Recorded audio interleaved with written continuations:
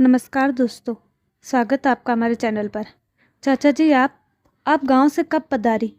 मैं तो लंबे समय से आपसे मिलने के लिए गांव चलने की योजना बना रही थी, मगर वक्त ही नहीं मिल पाया। जब मेरी छुट्टी होती तब भाई साहब व्यस्त रहते और जब उन्हें वक्त मिलता तब मुझे ऑफिस में चक्कर लगाना पड़ता। आपने तो बिना कोई सूचना दिए ही सफ़र तय कर लिया। मुझे तो आपसे बात करने का मौका तक नहीं मिला। कितने महीनों बाद मुलाकात हुई है। सच में बहुत अच्छा लग रहा है। इतना कहते हुए तृप्ति की बातों को काटते हुए उसकी जेठानी मेघा बोली, अरे यार बस भी करो। इतनी बातें करने के बजाय चाची जी के लिए चाय नाश्ता लाने की भी कुछ फिक्र करो। जी अभी लाती हूँ, कहकर तृप्ति रसोई की ओर बढ़ गई। सुमित्रा जी के मन में सवाल उठने लगे। मैं तो यहाँ कब आई? इसे ये बात किसने बताई? मैं अकेले गांव जाने वाली कहाँ थी? छोटी बहू को ये तो पता ही नहीं कि जब भी गांव में कोई अनुष्ठान या पूजा होती है तो मैं हमेशा ऐसी घर वालों के साथ जाती हूँ। फिर उसने ऐसा क्यों कहा? तृप्ति की चाची सास सुमित्रा देवी उनके घर से कुछ दूरी पर ही रहती थी। संतान न होने के कारण वे तृप्ति के पति और उनके बड़े भाई को अपना ही मानती थी। तृप्ति के वास्तविक सास ससुर का देहांत उसकी शादी से पहले ही हो चुका था, इसलिए विवाह के सारे रस्में और खर्च सुमित्रा जी ने ही उठाए थे।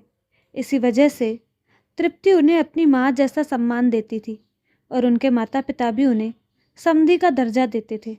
मगर ये बात मेघा को रास नहीं आती थी। कुछ देर बाद तृप्ति चाय की ट्रे लेकर लौटी और बोली, लीजिए चाची, गर्मा गर्म चाय। तृप्ति की आवाज़ सुनकर सुमित्रा जी अपने ख्यालों से बाहर आई और जैसे ही वे उससे गांव वाले सवाल पूछने वाली थी, मेघा बीच में बोल पड़ी, चाची जल्दी चाय पी लीजिए वरना ठंडी हो जाएगी। हर बार जब सुमित्रा जी तृप्ति से कुछ पूछने का प्रयास करती, मेघा न कोई बहाना खोज लेती और उन्हें अकेले बात करने का मौका नहीं मिलने देती। इसी तरह बातों का सिलसिला चलता रहा और कब दोपहर डलकर शाम हो गई पता ही नहीं चला। चूँकि आज तृप्ति का घर से ही काम करने का दिन था, वह लैपटॉप पर ऑफिस के काम भी निपटा रही थी और बीच बीच में सुमित्रा जी के पास बैठकर थोड़ी देर बातें भी कर लेती। शाम को दोबारा चाय सर्व करने के बाद तृप्ति ने पूछा, चाची आज रात खाने में क्या बनाऊं? सुमित्रा जी ने कहा, नहीं बेटा, ज़रूरत नहीं। थोड़ी देर में तुम्हारे चाचा जी भी पहुंचने वाले हैं। क्या बात है, चाचा जी किसी मित्र के घर गए हैं? तृप्ति ने पूछा। नहीं, दिसंबर का महीना चल रहा है ना, इसलिए पेंशन वाले ऑफिस गए हैं। साल में एक बार वहाँ जाना अनिवार्य होता है, चाची ने समझाया। क्या आप लोग इसी काम के लिए गांव से शहर आए हैं? सुमित्रा जी जैसे ही कुछ कहने वाली थी, मेघा वहां आ गई और चालाकी से विषय बदल दिया। ठीक उसी वक्त चाचा जी भी लौट आए। सुमित्रा जी ने तृप्ति से उनके लिए भी चाय बनाने को कहा। चाय पीते ही चाचा चाची ने घर लौटने की तैयारी शुरू कर दी। ये देखकर तृप्ति हैरान रह गई। उसे समझ में नहीं आ रहा था कि वह क्या बोले। सुमित्रा जी ने कहा, बहू कहाँ खो गई हो? हम अब चलेंगे। जी ठीक है चाची, रुकिए मैं अभी आती हूँ, कहकर तृप्ति अपने कमरे की ओर बढ़ी। उसके मन में यही चल रहा था, आज ही तो चाची आई है और अभी जाने की क्या जल्दी है। विचारों में डूबी वह अपने कमरे में गई। अलमारी से एक कपड़ों का पैकेट निकाला और वापस आकर सुमित्रा जी को सौंपते हुए बोली, पिछले महीने मेरे भाई की शादी हुई थी जिसमें मैं शामिल हुई थी। पापा ने आप दोनों के लिए वस्त्र भिजवाया है। जब तुम्हारे भाई के विवाह में तुम्हारे पिता ने हमें बुलाया ही नहीं तो ये कपड़ा बेचने का क्या मतलब? हमें ये वस्त्र लेकर क्या करना है? जब दिल में आदर नहीं तो ये दिखावे की क्या ज़रूरत? तुम्हारे पापा ने तो साफ संदेश दे दिया है कि असली सास ससुर और चाचे सास में फ़र्क होता है। चाचा जी ने पत्नी को टोकते हुए कहा, समधी जी का भेजा हुआ उपहार है, मुस्कुराकर स्वीकार करो और चुपचाप घर चलने की बात करो। तृप्ति की समझ में कुछ भी नहीं आ रहा था। उसने बस इतना कहा, मुझे अभी कुछ समझ नहीं आ रहा, शायद आपको कोई भ्रम हो गया है। फिर भी अगर आपको कुछ बुरा लगा हो तो मैं पापा की ओर से आपसे क्षमा मांगती हूँ, पर कृपया ऐसे ना जाए। आपकी गाड़ी कितने बजे की है? मैं जल्दी से सफ़र के लिए नाश्ता तैयार कर देती हूँ। रास्ते में कुछ खाने को मिल जाए तो अच्छा रहेगा। सुमित्रा जी पहले से ही नाराज़ थी। गुस्से में बोली, अब माफ़ी वाफ़ी की क्या ज़रूरत? 10 मिनट के सफ़र के लिए भी खाना पैक करोगी? क्या तुम्हारे पापा ने भिजवाया है? तृप्ति सचमुच स्तब्ध रह गई। 10 मिनट?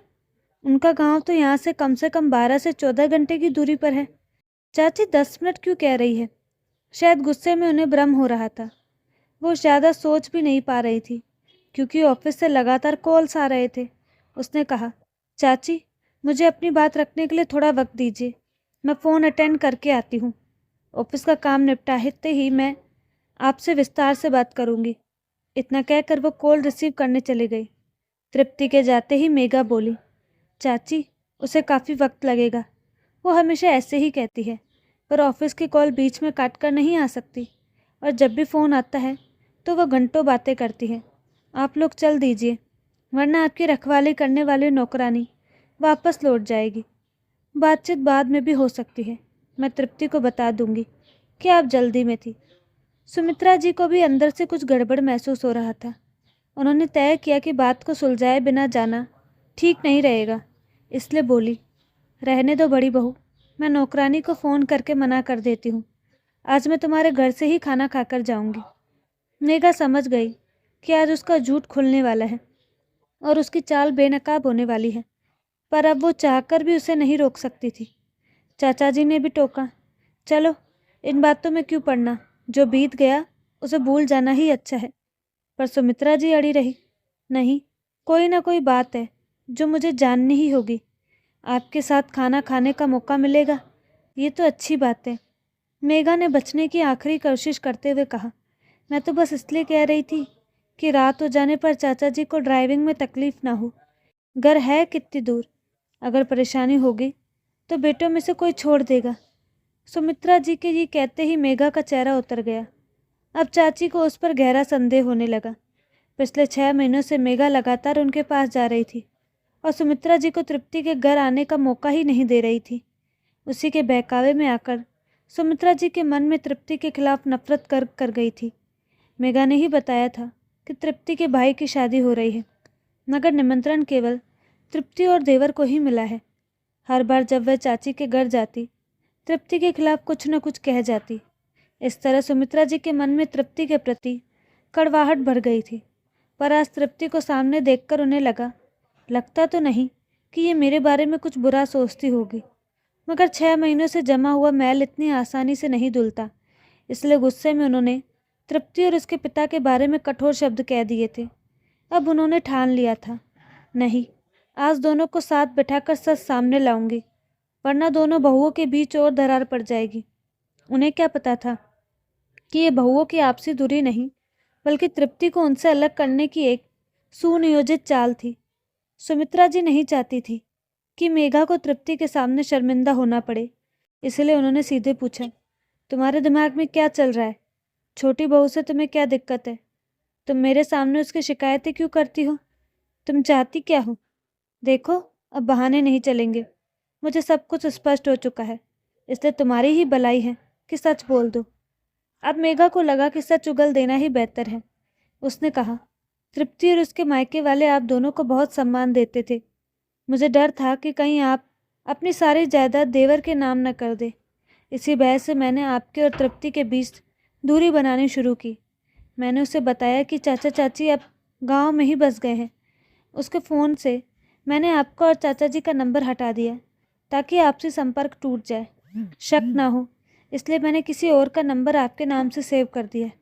जब भी वो कॉल करती तो गलत नंबर आता। मैंने उसे समझा दिया कि गांव में नेटवर्क ऐसा ही रहता है। मैंने भी फ़ोन मिलाया तो नहीं लगा। जब उसके पिता ने निमंत्रण भेजने की बात की तो मैंने कह दिया कि गांव के किसी व्यक्ति के जरिए संदेश भिजवा दिया है। इसी तरह मैंने आपके और तृप्ति के बीच खाई खोद दी। ये सुनकर सुमित्रा जी ने सिर पीट लिया। हे भगवान, संपत्ति के लालच में तुमने इतनी बड़ी साजिश रच ली। तुमने कैसे सोच लिया कि मैं अपने दोनों बेटों के बीच भेदभाव करूंगी? मेघा ने कांपते हुए क्षमा मांगी। चाची, अब ऐसी भूल कभी नहीं होगी, कृपया मुझे माफ़ कर दीजिए। तृप्ति को मत बताइएगा, वरना उसकी नज़रों में मेरी कोई साख नहीं बचेगी। बहू, सम्मान उम्र या स्थिति से नहीं, व्यवहार से बनता है, जो तुमने नहीं किया। तृप्ति को सच बताना ही पड़ेगा ताकि भविष्य में तुम्हारे प्रति सतर्क रहे। तो दोस्तों, आपको कहानी कैसी लगी? अपनी राय कमेंट बॉक्स में ज़रूर दें और साथ ही हमारे चैनल को लाइक शेयर सब्सक्राइब करना ना भूलें। धन्यवाद।